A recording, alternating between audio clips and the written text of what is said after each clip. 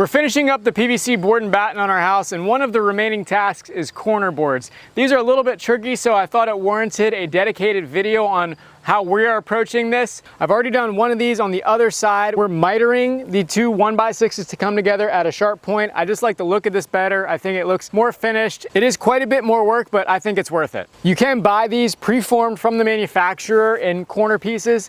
However, it is very expensive. I had it quoted from our local supplier, and a 20-foot length was over $320, I want to say. And it's a special order item, so if it comes in with a dent or something, there's not a whole lot you can do about it. While the miter done on site isn't going to be as good as the factory finish, you can do it with readily available materials, and it's a whole lot less expensive. And in contrast, two 1x6 PVC boards of the same length run for about $60 each, so $120 total for a corner board. So I'm going to demonstrate on this video how we are going about it, and hopefully it helps you in your project. The shape of these corners is a little unique too, because at the top it's going to have a cutout to accommodate the edge of this built-out soffit, and then it's going to run straight up into that piece of frieze board up there. So I started by measuring from the bottom of this panel edge up to the bottom of the soffit, so that's going to be the length I cut one board to. Measuring for the next board is a little trickier because I can only measure up to the short point there. The long point I have to do a little math for to figure out the actual length of my board to cut to. To make things easier, I took a piece of scrap and set it up against that top frieze board and scribed this angle on to make sure I got the angle perfectly. Then I drew a right angle line across, and this distance here is the measurement I need to add to my short end measurement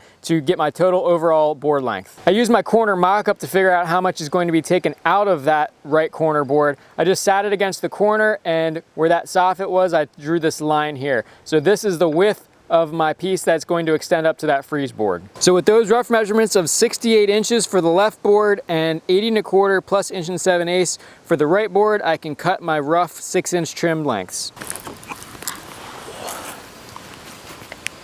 This is an 18-foot piece, and it is like a spaghetti noodle. I do love PVC for its machinability and workability without splitting, but handling it can be a little bit difficult. At least it's lightweight though.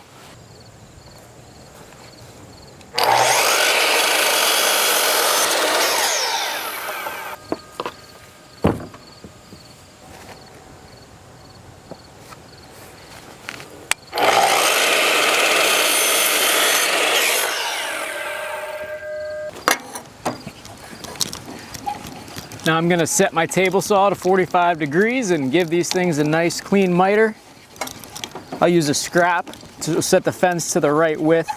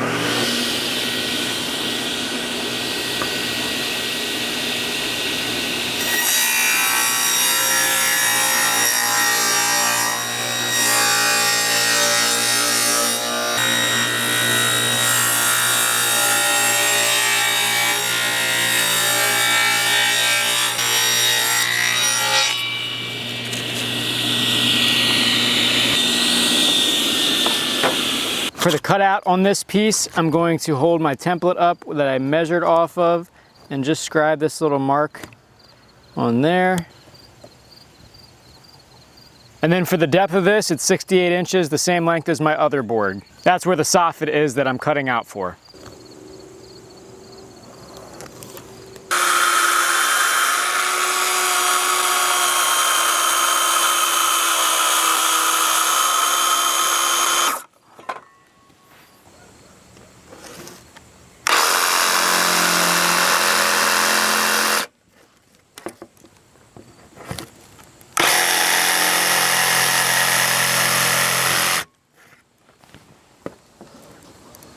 The last thing to cut on this is this little top angle, which I'm just going to use my template that I scribed and match it with my saw then bring my piece over. I can't tell you how often this happens when I'm sharing one extension cord between two saws. Get everything lined up perfectly, ready to pull the trigger, and no power. Take two with power. Just as a sanity check, I'm gonna dry test fit this before I glue everything together. Might be a skosh long on the top angle. Yeah, it looks like we need to come up about a quarter or half inch here. I'm going to adjust that until it fits a little bit better. So I had to take just about 3 inches off that, but now we're good. We are ready to do the miter fold process, which this is pretty simple. Just some painter's tape is really all we need. I'm going to start putting it on one side only, and this is going to let us create that hinge effect that you need for that perfect miter fold. Not that anything's ever perfect, and this certainly won't be, but it'll look a heck of a lot better than doing a standard old butt joint. I'm just gonna put some tape every like foot or so. I learned on the next one, it's a lot easier if you just flip the pieces over before you tape. Put the tape on one side, I'll get this guy lined up. I think I'll take the liner off too. Always try to wait till the last minute to take that off though, just because it does help protect the surface. Of course, there's a good bit of moisture under that. I'll wipe that off. Don't want this tape to stick. This is probably the trickiest part.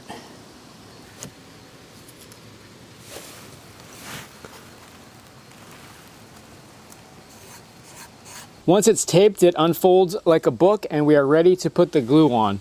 We are using an AZEK specific glue. Actually, this is Versatex material, but a slow cure PVC glue. It's different from what you use when you're doing plumbing, which is very fast cure.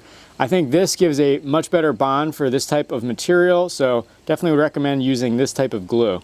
I'm just gonna put a thin coat on both of the sides and then fold them together. You don't need a ton, just enough to fill the void when these two halves come together.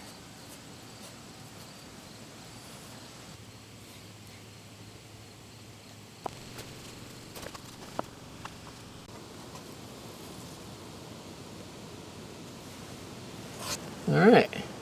Before I put some tape to hold it together, I'm gonna put this triangular little offcut from when we ripped the miters as basically a backing block. We have that room to accommodate this on our assembly because I furred out the corners. Just keep that in mind if you're gonna do something similar, is you gotta be able to accommodate the room for it. But I think this will really hold it a little bit more sturdy and try to keep those corners of the miter from opening up over time if we have this little backing block.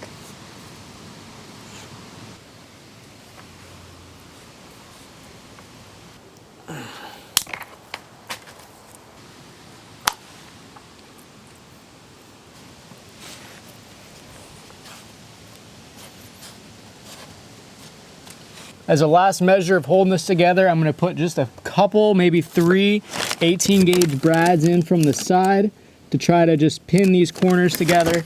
And I'm gonna do it on the side elevation so that they're not as visible at the end of the day.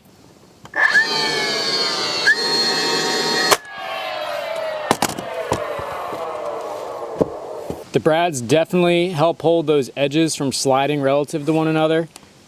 But to give it a little bit of extra stiffness overnight, we're gonna let this cure, and I'm gonna throw this tape on here as well to make sure they can't open up.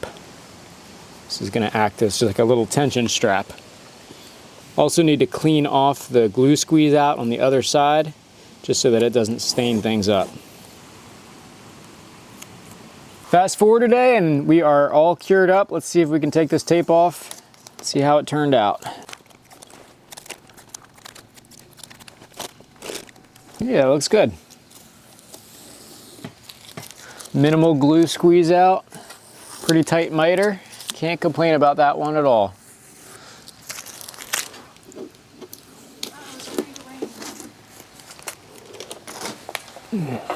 All right, let's check how this thing fits and get it installed. Oh.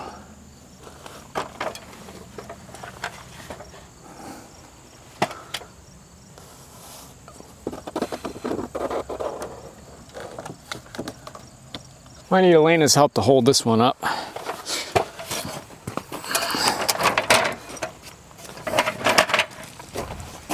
So I can see what's going on up here. Not bad, it's a pretty decent fit.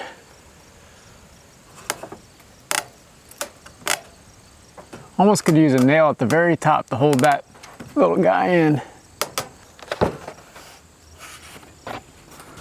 All right, I'm gonna put a little bit of glue up here and then I'll nail this in to close that gap. That'll actually be perfect. But you can do that after you screw this. So no, I can't. I can't get the, no, we're just gonna tip it out a little bit. You don't have to take it far. That's good. Can I let go? Should basically be hanging.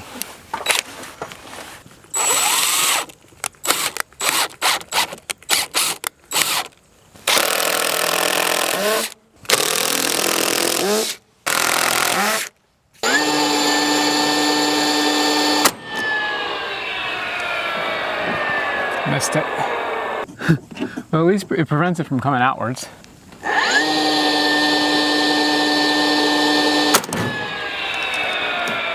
Oh, that got it. Yeah. Tightened it right up. That was a hard nail to hit right. This one turned out really nicely. The miter is nice and tight and it's all fastened in now. I did not put any fasteners on the front side here. I'm letting that float. The gutter is going to be attached to this right side here. Our downspout will come kind of like this and then down the corner board. And I did not want to put fasteners in the front because that would put a lot of pressure on that miter joint and maybe cause it to open up because this corner is not perfectly square. I did notice that we are nice and tight up there, but as you move down, a small gap does form, probably about 1/8 of an inch or so down here. I might fill that with some caulk, but you'd probably never notice it if you weren't looking for it. So I didn't really want to try to pull that in with fasteners at the risk of opening up this miter joint. The nice tight miter is going to be more important to me than that little gap. And I wanted to make sure this side was fastened because of the fact that the gutter's downspout is going to be hanging off that side. So it should be good to go, and I'll just keep an eye on it as we go into the future. And if any of these gaps start opening up, I might have to do something a little bit more robust on the fastening side. I worked on the dormer siding and corners in parallel, and these were probably the toughest corners of all. The bottom of it is angled, so that's gonna have to be mitered. There's a cutout at the top. I did a little bit of measuring to get the top cutout here to go up around that soffit and meet that top roof line. And then at the bottom, get the roof angle correct. I gave myself a little bit extra in case I needed to come back, but I think it's actually just about right. I'm gonna probably remove that extra. And then on the other side here, I need to bevel this to match this roof angle so we get a nice clean look from the side. Once I get this right, I'm going to glue it all together just like the other corners and then hang it as one piece with some Cortex screws. I'm not a fan of PVC dust, but I do love how well it cuts. Look at this clean bevel cut. That thing is like a geometric prism, not a splinter in sight. And that is exactly what I was going for. That should sit up against the roof line nicely. As an added bonus, this side will get a bit of a drip edge because it is back beveled, so the water should drip off that corner.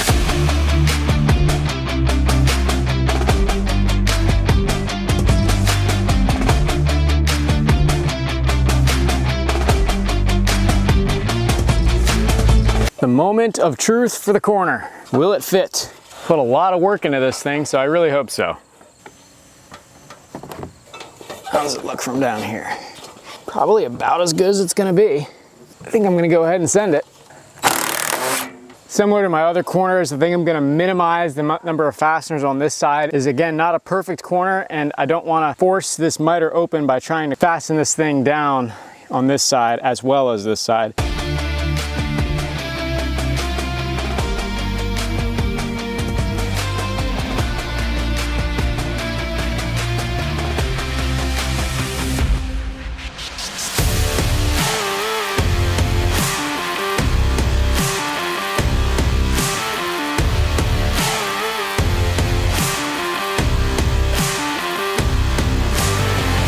We have learned from our 40-foot ladder setup woes, just anchor the base. Now I'm gonna bring it towards the wall and then we're gonna push it up.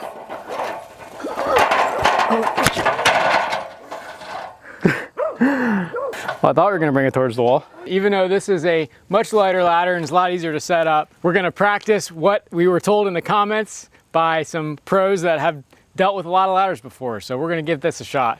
We were doing the technique all wrong before. Hold on, I think I gotta put the feet. You know what? I got this backwards. We gotta flip this 180. There we go. What? There you go. Yeah, I do. You can frame the bottom level of the house, but can't put up a ladder. How does that work? Move the bottom towards you a little bit more. Now we're moving on to the big boys. This is a roughly 16-foot long corner down to that stone veneer flashing, and we have the same kind of detail up at the very top. We just have to trim that little bump out where the soffit is and meet the angle of the freeze board at the rake coming down. While we had the pump jacks up, we put the freeze board on the backside up here, so we also have to meet that miter. I used my little jig to set that at the right location, so it should fit correctly. Yep, we will be able to do this in one piece, thankfully. You're touching the flashing, right? Yep. That gives me a good measurement. So 184 5/8 to the bottom edge of my piece here. Okay, you can let that go. I took some measurements and cut this little piece of scrap to what I think should fit up there, and I left a line here at the bottom for where the side corner board needs to start. That will accommodate the side piece of trim coming in there at an angle.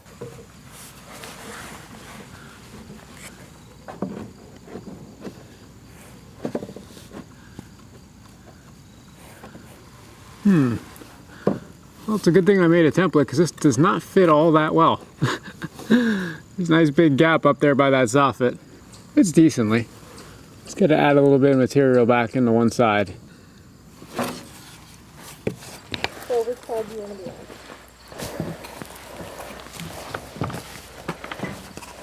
on? So our problem before was it's such a spaghetti noodle. When that was sagging, it was lifting this off the thing. So hopefully with the 2 roller stands, that'll help it.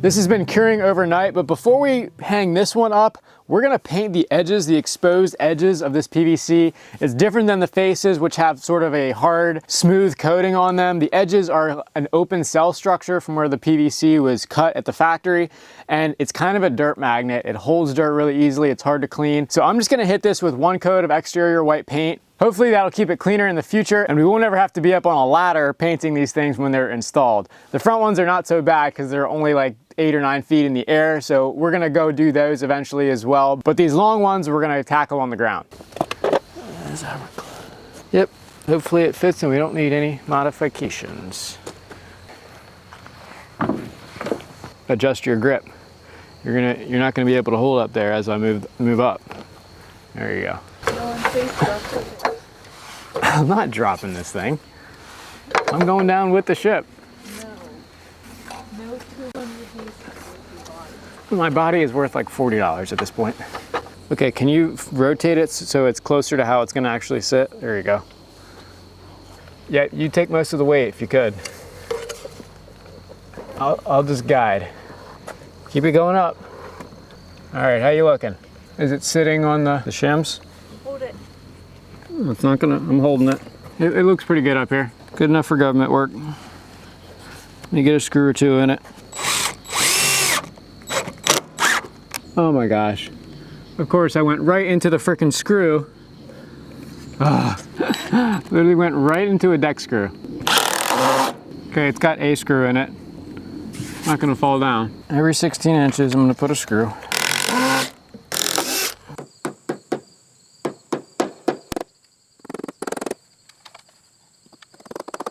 That first side is fully fastened now. I'm going to put a couple of fasteners in the other side. I'm just gonna shim behind it where it's got a gap.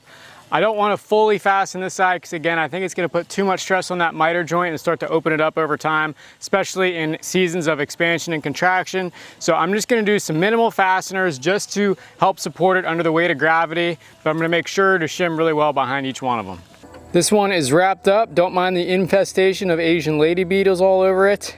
We are finally on to the last corner.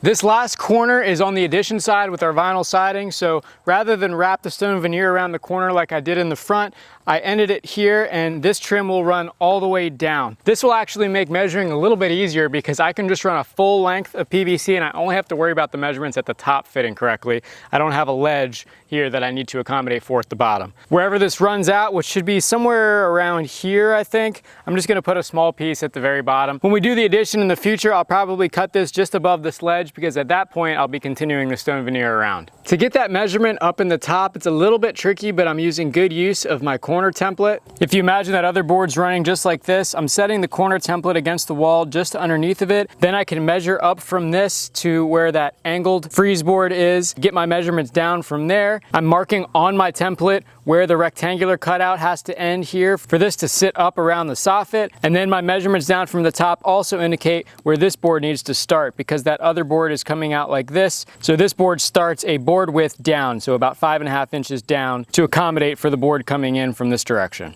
By the end of the measuring process, I end up with some cryptic diagram that looks like this that I think probably only me could ever decipher. I feel like everyone's got a slightly different style when it comes to taking weird measurements like this and writing it down, and everyone can only interpret their own measurements.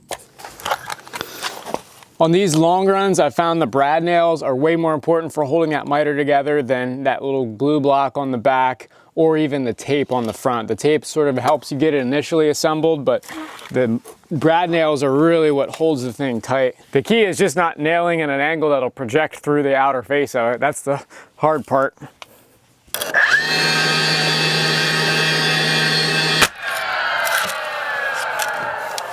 I'm putting them about every 2 foot or so along each side, and I've staggered them. So as you go up on every other corner, there should be a nail about every foot.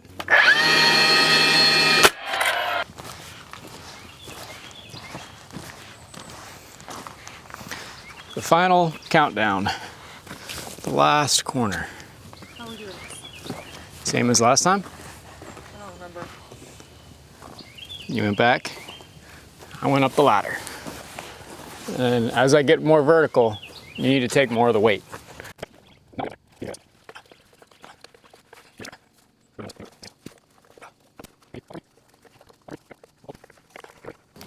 Keep pushing up while I screw in. Pretty darn good over there. Look up, am I doing anything when I push this in? Probably should put one in the middle. And this is the very last little piece of corner trim I need to make. My stone veneer and vinyl are at slightly different heights by about 4 or 5 inches. We ran the stone veneer down past the OSB while we did not with the vinyl. We did that so the stone veneer would be visible all the way down to the finished grade, but the finished grade material would not be at the level of the sill plate. So I'm gonna run the corner all the way to the bottom of the stone veneer and just wrap it around and leave it squared off down here. It might look a little bit odd, but we can always do an angle cut or something on it up to the vinyl if we really feel like we need to later. The only special thing to keep in mind with this is I did put a 15-degree weather cut on both pieces of this corner. It helps keep rainwater out of this joint and also hides the little bit of expansion and contraction gap that might happen during the change in seasons. 17 5/8 to the short point.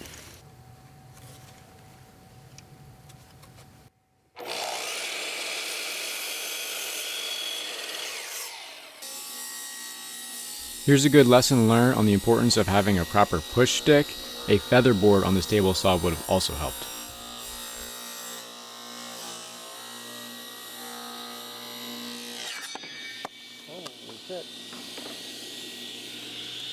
On these 45 bevel cuts, this kickback is especially susceptible because there's so much contact with the side of the blade.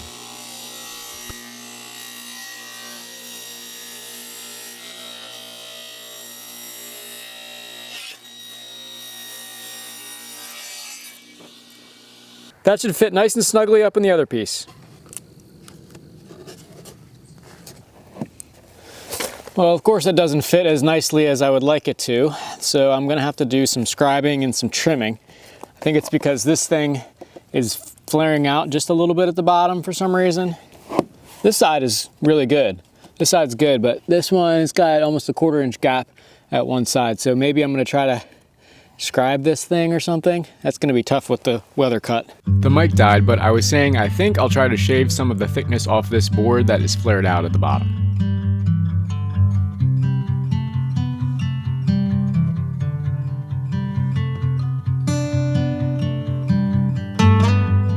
Shockingly, that actually worked, modifying that little furring strip under there. That turned out a lot better than if I were to try to scribe that angle.